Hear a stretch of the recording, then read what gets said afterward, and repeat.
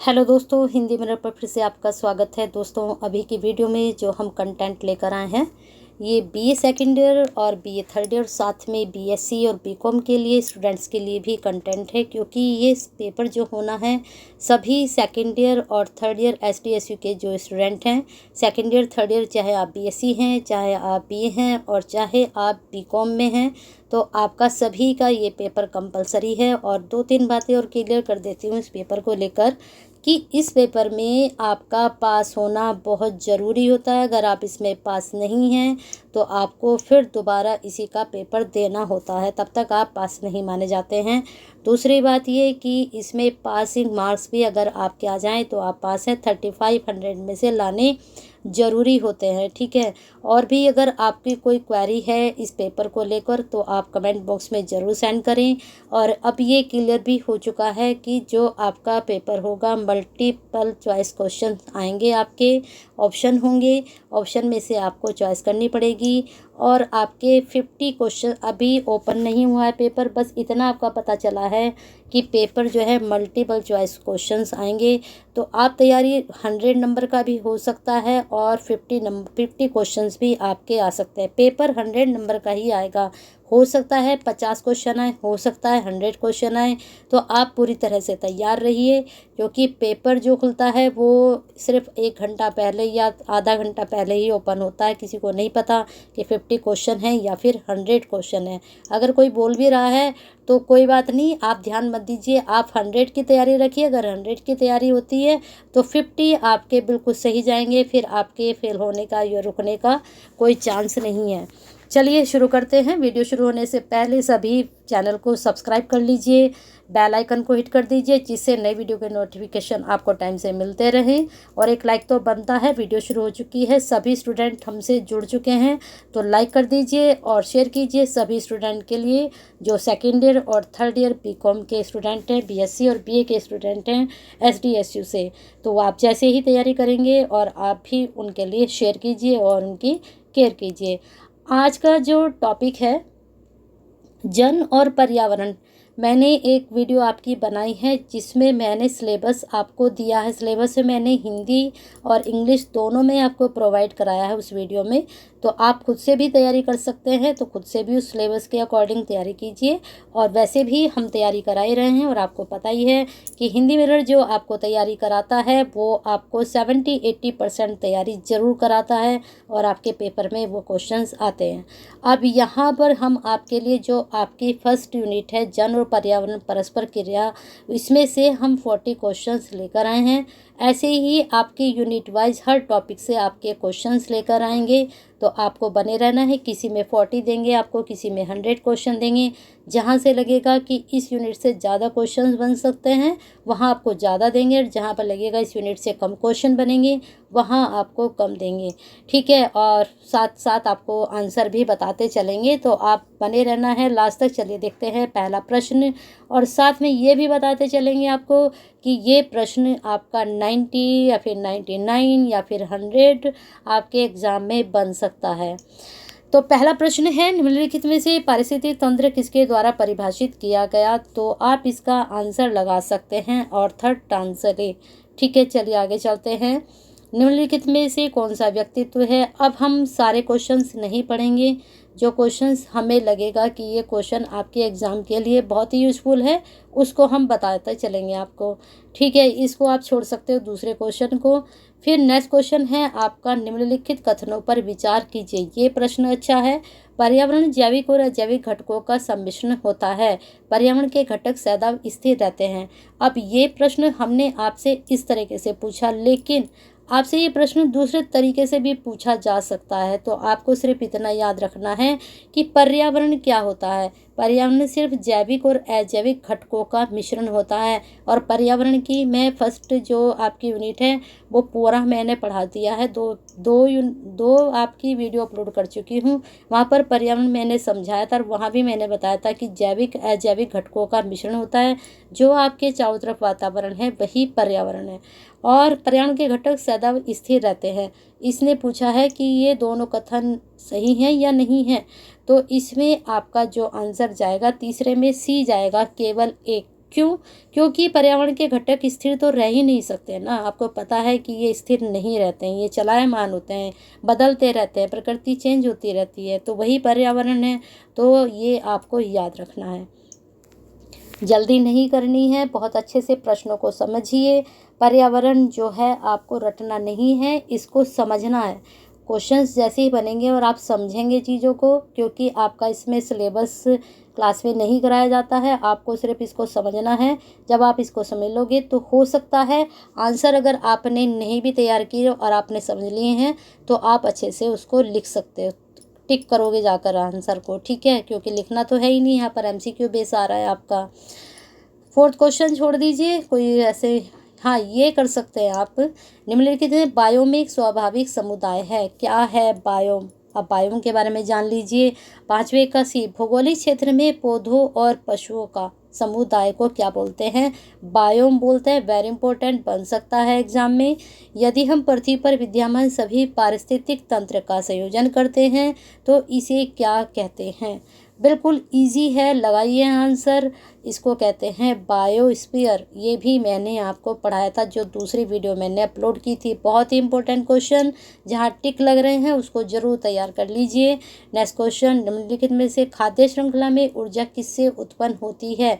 तो ये भी प्रश्न आपका बहुत अच्छा है। सूर्य से ऊर्जा जो है सूर्य से उत्पन्न होती है। चलिए नेक्स्ट क्वेश्चन पर चलते हैं। आपके निम्नलिखित में से किस कारक किस स्थान की वनस्पति निर्धारित करता है? इसको छोड़ सकते हैं आप। चलिए नवा क्वेश्चन देखते हैं आपका। 9 क्वेश्चन में क्या है?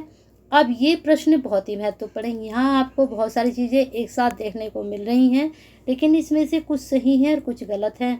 तो यहाँ पर आपका जो 1 और 2 है, बिल्कुल अभी आप पढ़ कर आ रहे हो। बायोम क्या है? जैविक और अजैविक पर्यावरण। और अजैविक क्या है? जो आपका स्थल है, भूमि है, जल है और वायु है, ये सब अजैविक पर्यावरण है। बहुत अच्छे से इसको याद कर लीजिए। यहाँ से 100% क्वेश्चन आपका बनेगा, ठीक है। किसी भी तरह से वो क्वेश्चन आपका बन सकता है। आपको नॉलेज है तो आप अप्लाई कर सकते हो आंसर आराम से। चलिए देखते हैं निम्नलिखित में से किस जलमंडल में शामिल किया गया है? बायोस्फीयर बिल्कुल अभी अभी आपने पढ़ा है, तो आंसर बिल्कुल सबका सही जाना चाहिए। बायोस्फीयर में आएगा जलमंडल। अब आते हैं नेक्स्ट क्वेश्चन पर। विभिन्न, ये आप छोड़ सकते हो, ठीक है। चलिए आगे चलते हैं। ये भी आप छोड़ दीजिए, हाँ ये भी छोड़ देते हैं। ये आप ले लीजिए, प्रश्न बन सकता है। सतत एवं स्थायी विकास किस प्रकार अवधारणा संबंध रखता है? सतत विकास मैंने पढ़ाया है, जो अभी वीडियो मैंने कल ही अपलोड की थी, वहाँ पर सतत विकास के बारे में मैंने पढ़ाया था। और जिन स्टूडेंट ने पढ़ा है वो बिल्कुल सही आंसर लगाएंगे। तो लगाइए आप 10 का आंसर क्या लगा रहे हैं? 14 का आंसर आप क्या लगा रहे हैं? 14 पर आ चुके हैं हम। 14 के 2 ऑप्शन यहाँ पर हैं, नवनियमित व अवधारणा या उपरोक्त में से कोई नहीं। तो इसमें आपका यही वाला आंसर जाएगा। और आपने पढ़ा हो तो बच्चों को याद भी होगा कि यही चीज़ मैंने आपको वहाँ पर बताई थी। चलिए आगे चलते हैं। निम्नलिखित में से किस खाद्य श्रृंखला में निर्माता के रूप में जाना जाता है? बहुत अच्छा प्रश्न है, एग्जाम में बन सकता है, तो इसमें आप आंसर लगा सकते हैं ए, स्वपोषी पौधे, ठीक है। निम्नलिखित में से कौन प्रत्यक्ष रूप से जीवन जीने के लिए उत्पादों पर निर्भर है? छोड़ दीजिए, ये भी छोड़ दीजिए, ये भी, हाँ ये कर लीजिए। ये प्रश्न बन सकता है। 2 परितंत्रों के मध्य के संक्रमण क्षेत्र को क्या कहते हैं? तो 19 का आपका जाएगा सी, इकोटोन, ठीक है। एक इकोसिस्टम होता है, एक इकोटोन होता है, तो इसको जो मध्य संक्रमण होता है वहाँ पर इकोटोन होता है, ठीक है। इकोसिस्टम भी पूछा जाता है। 2 पारिस्थितिक तंत्रों के बीच संक्रमणकालीन क्षेत्र को क्या कहा जाता है? तो 20 का आप आंसर लगा सकते हैं, इकोलिन, ठीक है। बहुत अच्छा प्रश्न है। आगे चलते हैं। प्रश्न 21 भी छोड़ दीजिए आप। यहाँ पर इसको देख सकते हैं। निम्नलिखित में से किसे अजैव स्थिति में शामिल नहीं किया जाता? बिल्कुल 22 बिल्कुल अभी आपने पढ़ा है। जल भी है, तापमान भी है, मृदा भी है, लेकिन जीवाणु नहीं होते हैं। आपको जैव अजैव बिल्कुल अभी अभी पढ़ाए हैं। चलिए आगे चलते हैं। ये 23 भी आप छोड़ सकते हो। अब आते हैं 24 पर। 24 भी आप कर लीजिए, प्रश्न अच्छा है, एग्जाम में पूछा भी जा सकता है। ये सौरमंडल में क्या होता है, समताप में क्या होता है, आयन मंडल में क्या होता है, वायुमंडल में क्या होता है। जो स्टूडेंट हमें कह रहे थे कि मैडम इंग्लिश में, तो सॉरी, हम इंग्लिश में नहीं तैयार करा पाएंगे आपको, ये वाला पेपर हिंदी में ही करा पाएंगे। आप हिंदी को आपसे कन्वर्ट कर लेना इंग्लिश में, ठीक है। चलिए देखते हैं इसका कौन सा आपका मैचिंग जाएगा। तो इसमें आपका मैचिंग जाएगा 24 में। चेक करिए जल्दी से फटाफट। ए, ठीक है, सबके सामने सौरमंडल में धूल के कण होते हैं, यानी कि नीचे समताप मंडल में ओजोन परत होती है, आयन मंडल में उल्का होती है, वायुमंडल में औरंगा होती है, ठीक है। अब ये प्रश्न आपसे यहाँ से दो तो जरूर पूछे जा सकते हैं, सौरमंडल के बारे में, समताप मंडल के बारे में, आयन मंडल के बारे में, 3 मंडल के बारे में आपसे जरूर पूछा जा सकता है। चलिए आगे चलते हैं।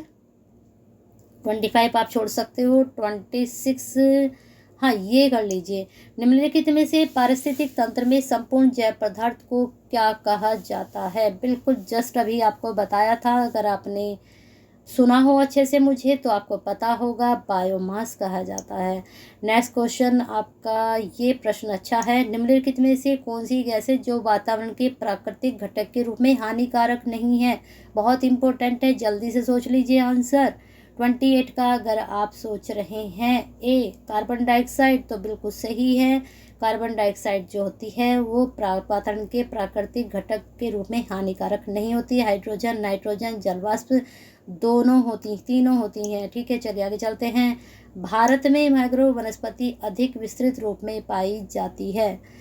जल्दी से बताइए कौन सी पाई जाती है। बहुत अच्छा प्रश्न है और ये आपने पढ़ा भी होगा। जिन सभी स्टूडेंट के पास 10 तक जो है एसएसटी होती है, और ये प्रश्न एसएसटी में भी बहुत आता है। 29 का आपका भी सुंदरवन, सुने होंगे आपने सुंदरवन। चलिए आगे चलते हैं। निम्नलिखित में से पारिस्थितिक तंत्र के 2 घटक, बिल्कुल अभी अभी आपको बताया था। जल्दी से आंसर, बिल्कुल सही। जिन स्टूडेंट ने सोचा है जैविक और अजैविक, बिल्कुल सही सोचा है। चलिए आगे चलते हैं 30 पर। 30 का आपका क्वेश्चन, निम्नलिखित में से कौन सी प्रजाति एक बड़े निवासी स्थान पर रहती है तथा सामान्यतः, इसको आप छोड़ सकते हो। चलिए प्रश्न करते हैं, ये भी छोड़ दीजिए। जैवमंडल में एक ही जाति की संख्या को क्या कहते हैं। बहुत अच्छा प्रश्न है और बहुत इजी है, तो जल्दी से आंसर सोच लीजिए। हम सब एक ही जाति की संख्या है तो क्या कहा जाता है, जनसंख्या। बहुत अच्छा प्रश्न बन सकता है, नॉलेजेबल है, थोड़ा इसमें आपको लगाना पड़ेगा अपना दिमाग, क्या है क्या नहीं। चलिए ये प्रश्न बहुत ही इम्पोर्टेंट सभी स्टूडेंट्स के लिए, लगा लेते हैं इसका प्रश्न का क्वेश्चन का आंसर। जल्दी से आप पहले सोच लीजिए। अभी आप जलमंडल, स्थलमंडल, जैवमंडल सब पढ़ कर आ रहे हैं, लगाइए किसमें क्या होगा। वायुमंडल में सीधा सीधा आपको पता है क्या होती हैं भाई, कैसे होती हैं वायुमंडल में। तो 34 का आंसर क्या जा रहा है। 34 में अब देखिए यहीं पर है सिर्फ 1 और कहीं 1 नहीं है, और हमें सीधा सीधा पता है कि वायुमंडल में गैसें होती हैं, तो कोई भी कंफ्यूजन वाली बात नहीं है। अगर यहाँ ए होता और यहाँ ए में 1 होता तब आपको कंफ्यूज होता। अब सिर्फ यहाँ पर एक में ही 1 है और आपको सीधा सीधा यहाँ पता है कि इसमें सिर्फ यही जा सकता है। तो ये भी एक ट्रिक होती है एमसीक्यू करने की। एमसीक्यू करने की एक ट्रिक और मैं आपको और बताऊँगी, अभी बताते हैं, थोड़ा चलते रहिए हमारे साथ आगे। निम्नलिखित में से कौन सा पारिस्थितिक तंत्र पृथ्वी के सर्वाधिक क्षेत्र पर फैला हुआ है।